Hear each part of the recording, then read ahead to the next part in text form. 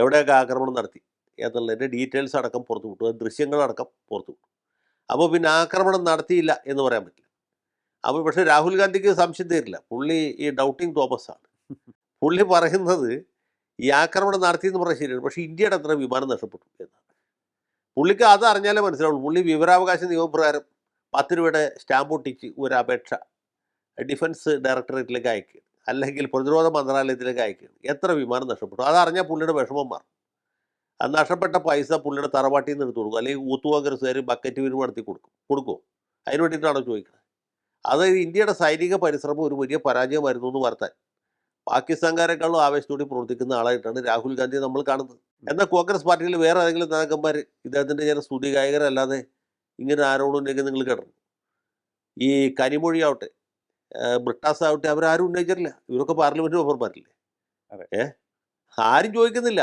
ഈ ഇന്ത്യയിൽ നിന്ന് മറ്റേ വിദേശത്തേക്ക് നമ്മൾ കുറേ ആളുകളെ അയച്ചില്ലേ? അസദുദ്ദീൻ ഒവൈസി, ജോൺ ബ്രിട്ടാസ്, കനിമൊഴി, സുപ്രിയ സുലെ, കോൺഗ്രസ് പാർട്ടിയിൽ നിന്ന് തന്നെ ശശി തരൂർ പോട്ടെ, സൽമാൻ ഖുർഷിദ്, ഇവരാരെങ്കിലും വിദേശത്ത് പോയിട്ട് ഇന്ത്യക്ക് തിരിച്ചടി ഉണ്ടായിരുന്നോ?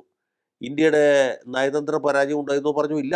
നമ്മളൊക്കെ പറഞ്ഞു ഇന്ത്യയുടെ വിജയത്തെക്കുറിച്ചും പാകിസ്ഥാൻ്റെ തല്ലുപൊളിത്തരത്തെക്കുറിച്ചുമാണ്. അത് പറയാനാണ് ഇവിടുന്ന് ആളുകളെ അയക്കുന്നത്. ആ സമയത്ത് ഇവിടെ ഇരുന്നിട്ട് പുള്ളി കുത്തിത്തിരിപ്പുണ്ടാക്കാൻ നോക്കുകയാണ്. ഇത് തന്നെയാണ് ഇപ്പോൾ സുപ്രീം കോടതിയുടെ വിമർശനം വിളിച്ചു വരുത്തിയ വിഷയത്തിലും പറഞ്ഞത്. ഇന്ത്യയുടെ എത്ര സ്ഥലം ചൈന കയ്യേറി എന്നാണ് പുള്ളിക്കാരേണ്ടത്. അതറിഞ്ഞാൽ പുള്ളിയുടെ വിഷമം മാറും. ഒന്ന് ആലോചിച്ച് നോക്കൂ, ഇദ്ദേഹത്തിൻ്റെ മുതുമുത്തച്ഛനായിരുന്ന പണ്ഡിറ്റ് ജവഹർലാൽ നെഹ്റു ഭരിക്കുമ്പോഴാണ് ചൈനക്കാർ ലഡാക്കിൻ്റെ വലിയൊരു ഭാഗം കയ്യേറിയത്. അതെ. അരുണാചൽ പ്രദേശ് എന്ന് നമ്മൾ ഇപ്പോൾ വിളിക്കുന്ന പഴയ നേഫ, നോർത്ത് ഈസ്റ്റ് ഫ്രോണ്ടിയർ ഏജൻസി, അതിൻ്റെ എത്രയോ കിലോമീറ്ററുകൾ കയ്യേറി. ഇന്ത്യയുടെ അകത്തേക്ക് കൂടി പാകിസ്ഥാൻ റോഡ് വെട്ടി. അല്ല, നമ്മുടെ പാകിസ്ഥാനിലേക്ക് ചൈനക്കാർ വലിയ ഒരു ഹൈവേ പണിയിച്ചു, കാറക്കോറം എന്ന് പറഞ്ഞ സ്ഥലത്ത്. അതൊന്നും പുള്ളിക്ക് അറിയില്ല. ഇതൊന്നും അറിയാൻ പാടാത്തതുകൊണ്ടാണ് പുള്ളി ICC പ്രസിഡന്റും മറ്റുമൊക്കെ ആയിട്ടിരുന്നത്. ഇപ്പോൾ പ്രതിപക്ഷ നേതാവായിട്ടിരിക്കുന്നത്. ഇത് പുള്ളിക്ക് അറിയാൻ പാടുള്ളത് പോട്ടെ, പുള്ളിക്ക് പറഞ്ഞു കൊടുക്കാൻ ആരെങ്കിലും വേണ്ടേ? ഇതൊരു വലിയ വിഷയമല്ലേ? എല്ലാ നേതാക്കന്മാരും എല്ലാ കാര്യങ്ങളും പഠിച്ചിട്ടാണോ രാഷ്ട്രീയത്തിൽ വരുന്നത്? അത് സാധ്യവുമല്ല. പ്രത്യേകിച്ച് ഇന്ത്യ പോലത്തെ ഒരു രാജ്യത്ത് പ്രധാനമന്ത്രി ആയിരിക്കാനെന്ന് പറഞ്ഞ പോലെ അതിൻ്റെ പകുതിയെങ്കിലും കാര്യങ്ങൾ അറിഞ്ഞിരുന്നാലേ പ്രതിപക്ഷ നേതാവായിട്ടിരിക്കാൻ പറ്റുള്ളൂ. പ്രതിപക്ഷ നേതാവ് കൂടുതൽ കാര്യങ്ങൾ അറിഞ്ഞിരിക്കണം. അതെ. അപ്പോൾ പ്രതിപക്ഷ നേതാവിന് കാര്യങ്ങൾ പറഞ്ഞു കൊടുക്കാൻ ശക്തരായ അല്ലെങ്കിൽ കാര്യവിവരമുള്ള ഉപദേഷ്ടാക്കൾ വേണം.